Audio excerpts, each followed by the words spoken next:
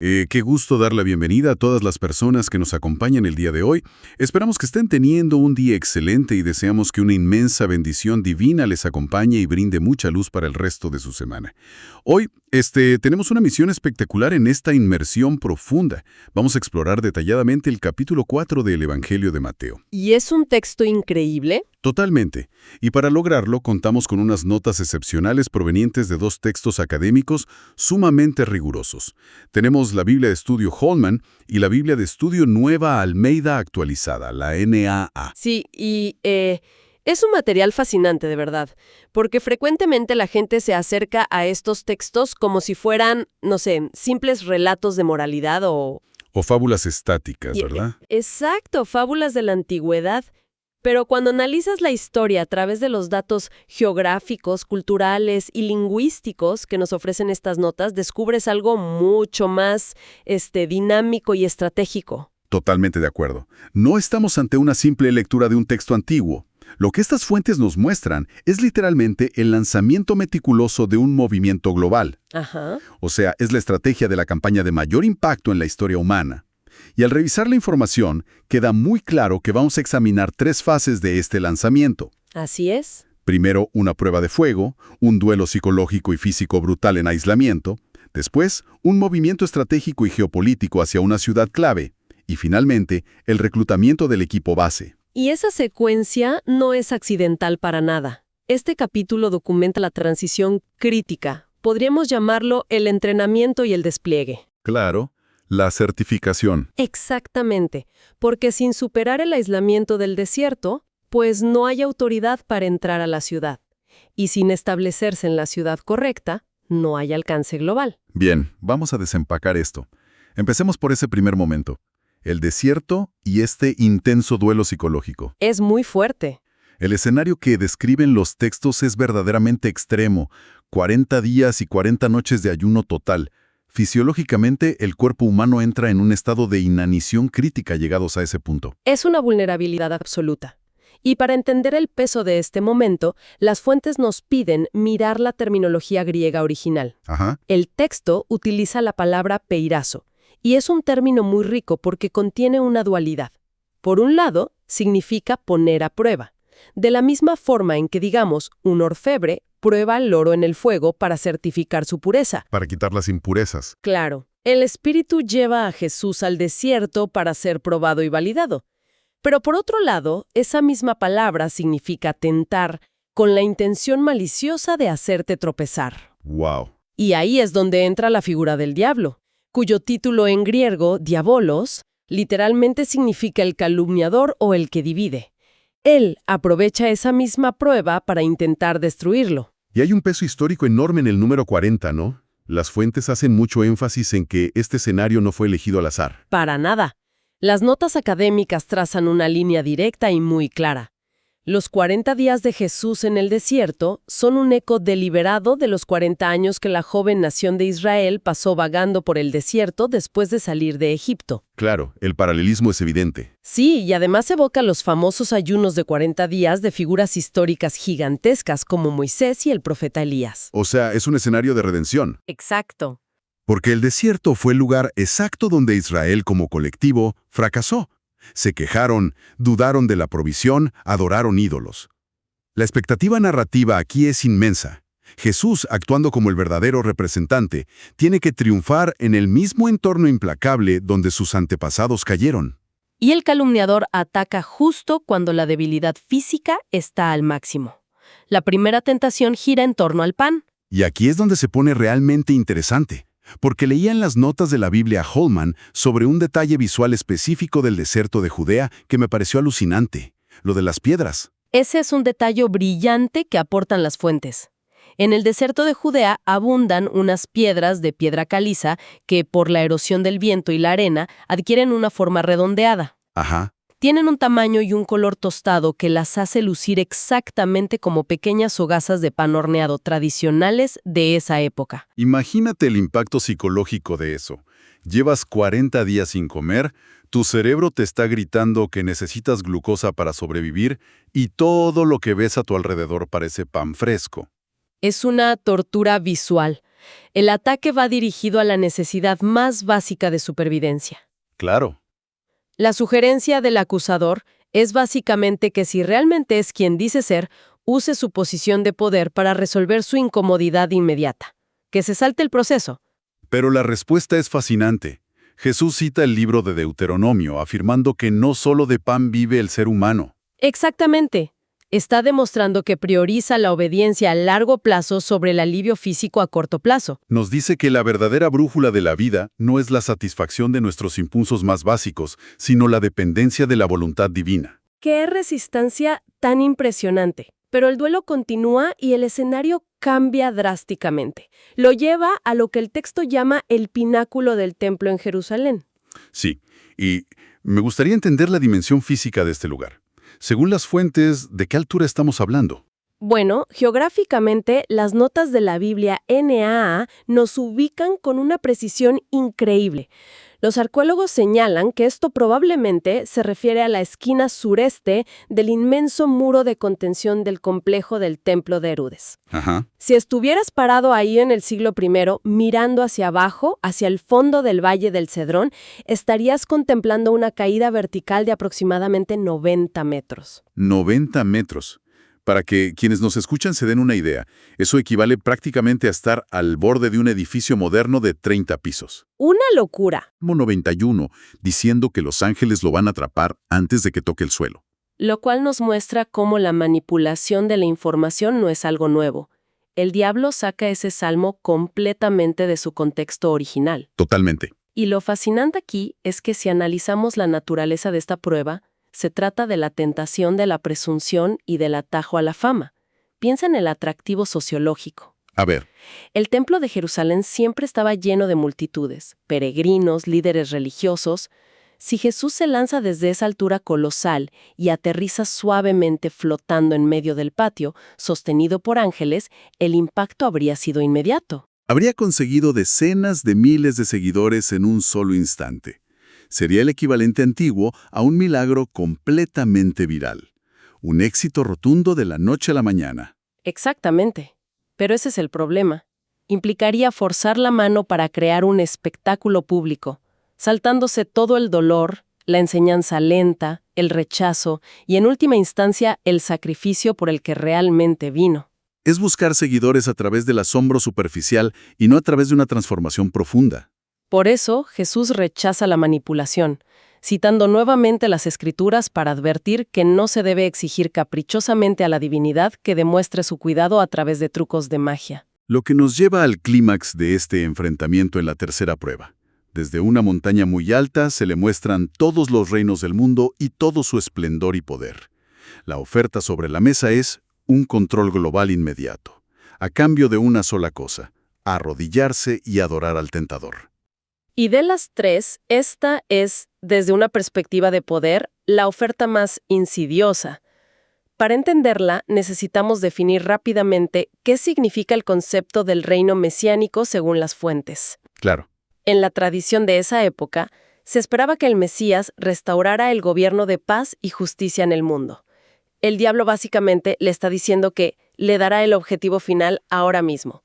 Toma el control del mundo, impón tu paz. Solo tienes que rendirme pleitesía a mí. O sea, le está ofreciendo la meta correcta, pero exigiendo que utilice el método equivocado. Es la ilusión del atajo definitivo.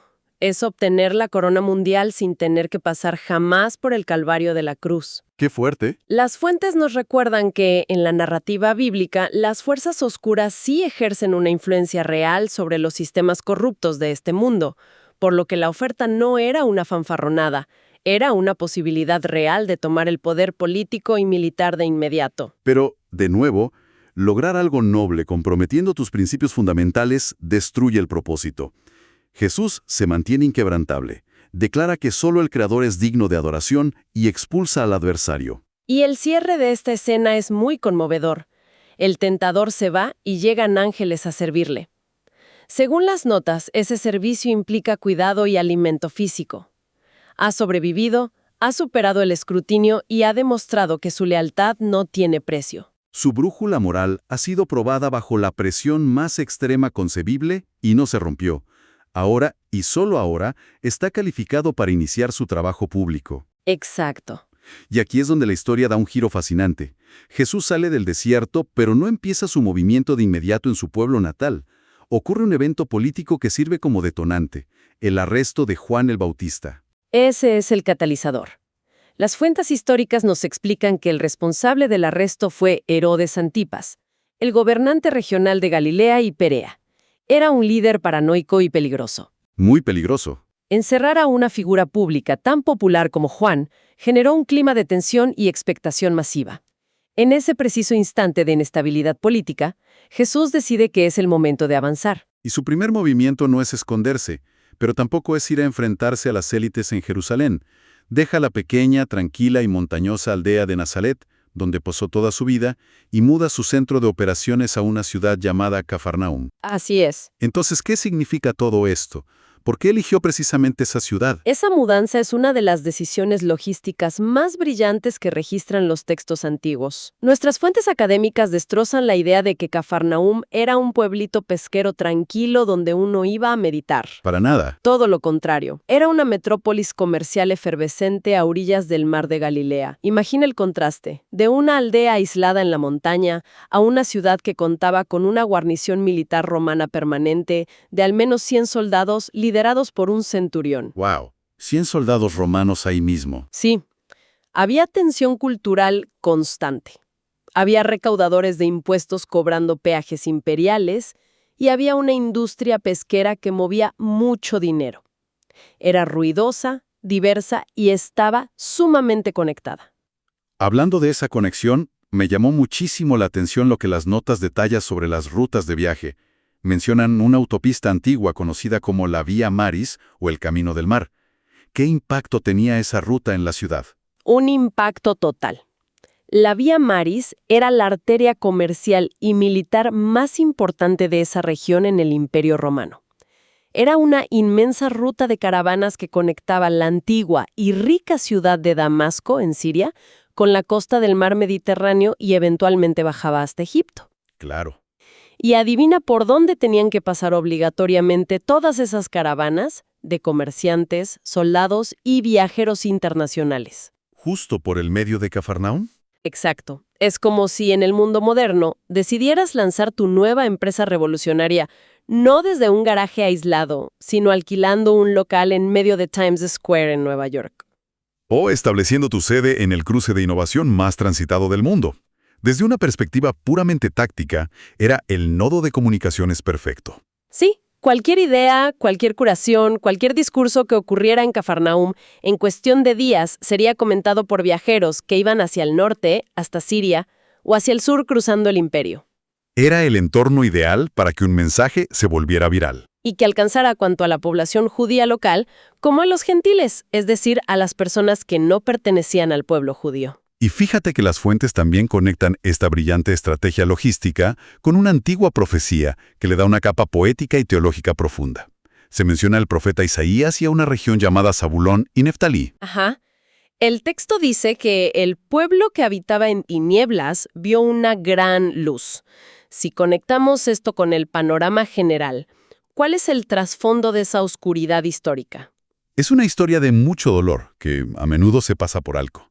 Las notas de estudio documentan que, muchos siglos antes, esa región norte de Galilea, donde estaban las tribus de Zabulón y Neftalí, fue la zona cero de la devastación. Fueron los primeros en caer. Fueron los primeros en sufrir el brutal asedio y la deportación forzada a manos del sanguinario imperio asirio.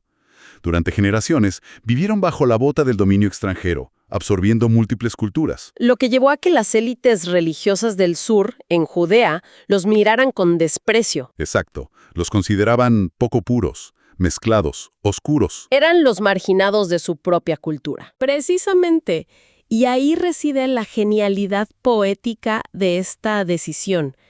El mismo territorio geográfico que fue el primero en ser tragado por las tinieblas del exilio y la opresión asiria, es elegido intencionalmente como el primer lugar donde brilla la luz de la restauración y la sanidad a través del mensaje de Jesús. Es un acto de justicia histórica bellísimo. Me encanta cómo se entrelazan la estrategia geopolítica pragmática y el cumplimiento de una promesa ancestral. Es brillante. Ahora, Teniendo ya esta base de operaciones en Cafarnaúm, es evidente que para sostener un movimiento de esta magnitud necesitas un equipo de trabajo. Y así entramos a la tercera fase que delinea nuestras fuentes, el reclutamiento a las orillas del lago. Jesús camina por las playas del mar de Galilea y hace su primera selección oficial de personal, por así decirlo. Llama a 2 parejas de hermanos, a Simón, a quien conoceríamos como Pedro, y a su hermano Andrés, y un poco más adelante a Santiago y Juan, los hijos de un hombre llamado Zebedeo. Y las notas de la Biblia NAA nos sacan un poco de la imagen romántica e idílica que solemos tener de estos pescadores. No estaban sentados en la orilla con una cañita de pescar esperando pacientemente. Para nada. El texto detalla el tipo de herramienta que usaban, una red específica llamada tarrafa. ¿Qué implicaba usar este equipo? Implicaba un trabajo físico extenuante y altamente técnico. La tarrafa no era una red pequeña. Era una red circular inmensa que podía medir entre 6 y más de 7 metros de diámetro. Y todo el borde exterior estaba forrado con pesadas piezas de plomo. El pescador tenía que tener la fuerza bruta y la destreza técnica para lanzar esta estructura pesada al aire de tal manera que se abriera como un paracaídas perfecto antes de golpear el agua. ¡Qué trabajo pesado! Sí, los plomos hacían que los bordes se hundieran rápidamente hacia el fondo, atrapando a los peces dentro de esta campana de red. Luego venía la parte de arrastrar todo ese peso, más los peces, hacia la barca. Era una labor que te destrozaba la espalda. Era una industria próspera en Cafarnaúm, pero definitivamente no era un trabajo suave. Y aquí es donde ocurre algo que, analizado con una mentalidad moderna, parece casi irracional. Jesús se acerca y les dice, vengan conmigo y los haré pescadores de hombres. Y la respuesta de ellos, según recalcan nuestras fuentes, es instantánea. Abandonan las redes ahí mismo. Así es. E incluso, en el caso de Santiago y Juan, dejan a su propio padre en la barca con los jornaleros y se van. ¿Cómo se explica un nivel de compromiso tan drástico? Las fuentes académicas hacen mucho hincapié en las implicaciones socioeconómicas de este acto. En el contexto cultural del siglo I, donde la lealtad al negocio y a la jerarquía familiar lo era absolutamente todo, abandonar a tu padre en medio de una jornada laboral era casi un escándalo social. Rompían con todo. Además, estaban renunciando de tajo a la seguridad de una industria lucrativa, a su principal fuente de ingresos. Al soltar esas redes tan pesadas, estaban demostrando que reconocían en la figura de Jesús una autoridad tan abrumadora e innegable que justificaba cortar instantáneamente sus redes de seguridad financiera y familiar para seguir a un maestro itinerante. Ese nivel de convicción es lo que cimienta a este pequeño grupo como el núcleo duro de la organización. Y no pierden el tiempo. Las fuentes estructuran el trabajo que comenzaron a realizar por toda la región en lo que definen como un triple ministerio. Así es, un plan de acción de 3 ejes sumamente equilibrado. El primero era enseñar en las sinagogas, lo cual era un acercamiento intelectual y pedagógico dirigido principalmente a la comunidad judía, reinterpretando sus textos sagrados. Ese sería el primer pilar. Exacto. El segundo pilar era predicar el evangelio del reino, es decir, la proclamación pública en calles y plazas de que el gobierno restaurador y compasivo de Dios ya estaba irrumpiendo en el presente. Ajá. Y el tercer pilar, que es el que generó el mayor impacto visible, fue la curación de las dolencias físicas y espirituales de la población. Y las descripciones sobre estas curaciones son muy específicas. El texto hace énfasis en que se trataba de todas las enfermedades. Leyendo los comentarios de los académicos en nuestras fuentes, encontré una distinción médica fascinante sobre los diagnósticos de la época. Es uno de los hallazgos más interesantes de las notas de estudio. Hoy en día solemos asumir que en la antigüedad eran tan ignorantes médicamente que cualquier persona con un problema neurológico o de salud mental era automáticamente etiquetada como víctima de algo sobrenatural o demoníaco. Claro, el prejuicio moderno. Pero el texto original en griego, según destacan los lingüistas, es increíblemente preciso y cuidadoso. Hace una diferenciación técnica clara. Por un lado, lista a los que sufrían de posesiones espirituales genuinas. Ajá. Pero en una categoría completamente distinta, utiliza términos que se han traducido como lunáticos, que en el contexto clínico antiguo describía a las personas que sufrían de epilepsia y trastornos neurológicos severos. O sea, Eso demuestra que los autores originales tenían una comprensión clínica sofisticada. Sabían perfectamente la diferencia entre una crisis neurológica crónica y una aflicción puramente espiritual. Absolutamente. Y el hecho de que el texto afirme que Jesús traía sanidad integral para todas estas categorías sin distinción es lo que provocó que el movimiento explotara demográficamente. No era un fenómeno de nicho. Las personas comenzaron a llegar en masa y las distancias que viajaban a pie eran monumentales. El texto enumera regiones muy diversas de donde venían las multitudes. Nos dice que venían de Galilea, pero también cruzaban la frontera norte desde Siria. Que ya era otro territorio. Claro. Y por el sur, venía gente desde Jerusalén y la Judea más tradicional. Pero hay un nombre en esa lista que las fuentes señalan como particularmente revelador: la Decápolis. ¿Qué era exactamente la Decápolis y por qué es tan crucial su mención? La Decápolis es la prueba irrefutable de la visión global de este movimiento. Decápolis literalmente significa 10 ciudades. Era una liga o confederación de ciudades ubicadas en su mayoría al sureste del Mar de Galilea. Ajá. Y el detalle vital que aportan las notas de estudio es que estas ciudades no eran judías. Eran asentamientos profundamente inmersos en la cultura pagana grecorromana. O sea, cero cultura judía. Exacto. Tenían templos dedicados a los dioses griegos, tenían anfiteatros, consumían alimentos prohibidos por las leyes judías como el cerdo. Era otro mundo cultural y religioso por completo. Entonces estamos hablando de un choque cultural inmenso. Total. El hecho histórico de que multitudes de paganos y gentiles de la Decápolis salieran de sus ciudades de estilo romano para buscar sanidad e instrucción en un rabino judío operando en Galilea nos demuestra muchísimo. Claro, la intención universal. Nos demuestra que desde el día 1 el mensaje de Jesús rompió todas las barreras étnicas, religiosas y nacionales posibles. No vino a fundar un club cerrado para los religiosos élite de Jerusalén. Su intención de restaurar a toda humanidad era evidente y universal desde su primera semana de trabajo público en Cafarnaúm. ¡Qué perspectiva tan increíble! Analizar estos textos con el nivel de detalle que nos han proporcionado estas fuentes nos permite ver mucho más allá de las historias que tal vez escuchamos de niños. Sin duda. Vemos logística, vemos empatía extrema, resistencia psicológica y una visión estratégica que abarca continentes y siglos. Y para la audiencia que nos acompaña hoy, creo que esto nos deja grandes lecciones prácticas. Nos recuerda que las verdaderas preparaciones para grandes propósitos a menudo implican pruebas en aislamiento, como el desierto. Exacto. Es en esos desiertos silenciosos donde forjamos nuestra integridad y son el único entrenamiento válido para sostener un impacto real en el futuro. También nos enseña el valor del posicionamiento estratégico, estar en el lugar correcto, donde tu mensaje puede servir a más personas en los cruces de caminos de tu propia vida, tal como lo fue Cafarnaúm en la antigüedad. Es vital para el impacto. Y esto plantea una pregunta importante, un último pensamiento que me gustaría dejar sobre la mesa, para quienes nos escuchan, algo para seguir explorando. Hemos hablado extensamente de cómo Cafarnaúm, con su conexión a la Vía Maris, funcionaba como el gran centro neurálgico, la red viral del mundo antiguo, ideal para lanzar un mensaje global. Así es. Si la mayor tentación en el desierto no fue hacer el mal, sino hacer el bien utilizando atajos, o sea, obtener el reino sin el sacrificio, ¿cuántas veces en la vida moderna tropezamos no por falta de ambición, sino por la seducción de los atajos al éxito? Y si imaginamos el lanzamiento de un movimiento de transformación de este calibre en la actualidad, con el objetivo de intersectar la cultura y el dolor humano, ¿dónde estaría ese Cafarnaúm moderno?